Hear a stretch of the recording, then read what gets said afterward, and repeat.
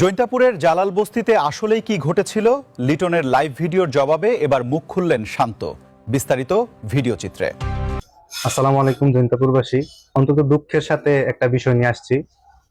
গতকালকে লিটনের সাথে যে কাহিনীটা 26 তারিখ, আসলে বিষয়টা আমরা ভিডিও ফুটেজে যেরকম দেখতেছি, আসলে তার পিছনের কাহিনীটা আমরা কেউ জানি না। জৈন্তাপুর রাজবাড়ী নয়াবস্তিতে যে কাহিনীটা হয়েছিল, আসলে ওইখানে কোনো ধরনের মারধর হয় নাই। হ্যাঁ, আমরা গেছি, তার পিছনের রিজনটা কি এটা আমরা কেউ জানি না।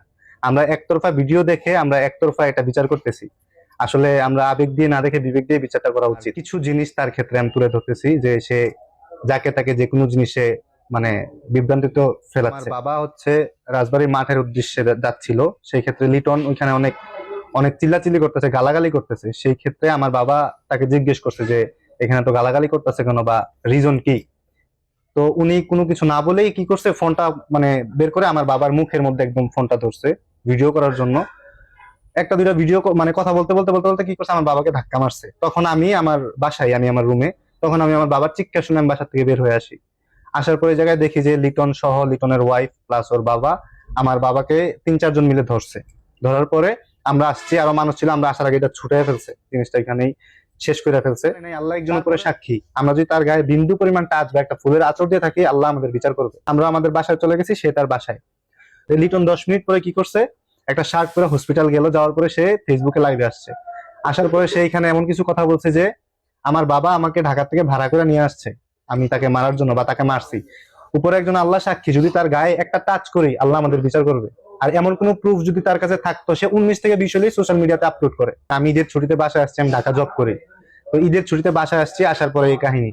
আর সে যে লাইভে ঢুকছে, মানে ঢুকে বলছে যে তাকে মারধর করছি, সে 19 থেকে 20 হলে সোশ্যাল মিডিয়াতে আপলোড করে। তাকে যদি আমরা মারধর করতাম, এখন পর্যন্ত সে একটা দাগ বা একটা স্পট দেখাইতে পারে না যে তাকে আমরা মারধর করছি। জাস্ট গেছে, সে একটু কান্নার ভাব ধরছে, সোশ্যাল মিডিয়াতে আপলোড করছে, আমরা সবাই এটাকে বিচার করতেছি। আসলে সে কি করছে ক্যামেরার আড়ালে, এটা আমরা কেউ জানি না। ওইখানে যারা উপস্থিত ছিল তারা জানে। ওইখানে সে প্রথমে আমার বাবাকে মারছে, আমরা কিন্তু তার গায়ে হাত তুলি নাই।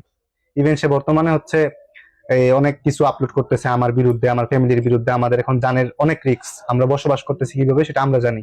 আর বর্তমানে আমি এমন কিছু থ্রেডের মুখোমুখি হচ্ছে, আসলে আমার জানের কোনো এখন মানে নিরাপত্তা নাই। আমার এবং আমার পরিবারের বিরুদ্ধে যেসব নিউজ ছড়ানো হচ্ছে, এটা কতটুকু যুক্তি বা কতটুকু সত্য এটা আমরা কেউই জানি না। আসলে এটা একদম সম্পূর্ণটা মিথ্যা এবং বানোয়াট। এটা তার হচ্ছে নিজের থেকে বানানো একটা নাটক।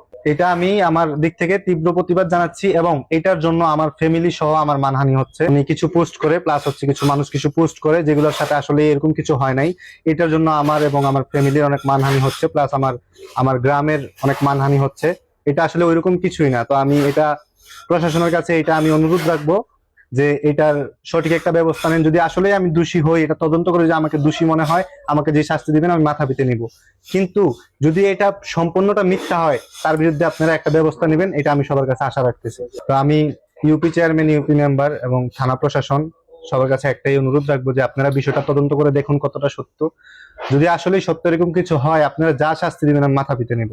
বাট এই যে ফেসবুকে বারবার পোস্ট, স্ট্যাটাস, এগুলোর জন্য আমি অনেক ক্ষতিগ্রস্ত হচ্ছে, প্লাস আমার ফ্যামিলি অনেক ক্ষতিগ্রস্ত হচ্ছে, এগুলো মেনে নিতে পারতেছি না। তো আমি আমাদের ইউপি চেয়ারম্যান, ইউপি মেম্বার এবং হচ্ছে উপজেলা প্রশাসন, থানা, জৈন্তাপুর মডেল থানা প্রশাসনের কাছে একটাই অনুরোধ রাখবো, বিষয়টা আপনারা তদন্ত করে দেখুন। ওরকম যদি সত্য কিছু হয়, আমি যা শাস্তি দিবেন মাথা পেতে নিব। আর যদি এরকম কিছু না হয়, এই যে আমার বিরুদ্ধে যে পোস্ট গুলো হচ্ছে বা আমার ফ্যামিলির বিরুদ্ধে যে পোস্ট গুলো হচ্ছে, এটার অ্যাকশন আপনারা নিবেন, এটার বিচার আমি আপনাদের কাছে চাচ্ছি। যে বিষয়টা হয় নাই, যে বিষয়টা নিয়ে আমাকে ফাঁসানো হচ্ছে, এই বিষয়টার মানে বিরুদ্ধে আমি প্রতিবাদ জানাচ্ছি। আমি একজন জৈন্তাপুরের মানুষ, আমিও আপনাদের ভাই, আপনাদের ভাতিজা, আপনাদের ছেলে। আমি সবার কাছে অনুরোধ রাখলাম আমার বিষয়টা একটু দেখবেন। ওইরকম কিছুই হয় নাই যেটা উনি করতেছে, বা বর্তমানে হসপিটালে ভর্তি, এরকম কিছুই হয় নাই। সবার কাছে হাত জোর করে একটা রিকোয়েস্ট করতেছি, যারা এই পোস্ট গুলা করছেন বা ফেসবুকে স্ট্যাটাস গুলা লিখতেছেন বা শেয়ার দিচ্ছেন, আপনারা বিষয়টা একটু যাচাই করে দেখবেন, ওইরকম কিছুই হয় নাই। আপনাদের কাছে একটাই রিকোয়েস্ট, এটার জন্য আমার অনেক মানহানি হচ্ছে, আমার ফ্যামিলির মানহানি হচ্ছে, আপনারা পোস্ট গুলা রিমুভ করে দিবেন। যে সত্যি এরকম কিছু হইতো তখন আমি আমার গায়ে লাগতো না, কিন্তু এটা যেটা আমি করি নাই সেটার জন্য আমাকে দোষারোপ করা হচ্ছে, এরকম কিছু হয় নাই। তো সবার কাছে আমার অনুরোধ, আপনারা পোস্ট গুলা রিমুভ করে দিবেন, এটা আমার জোর হাতে সবার কাছে অনুরোধ রইল।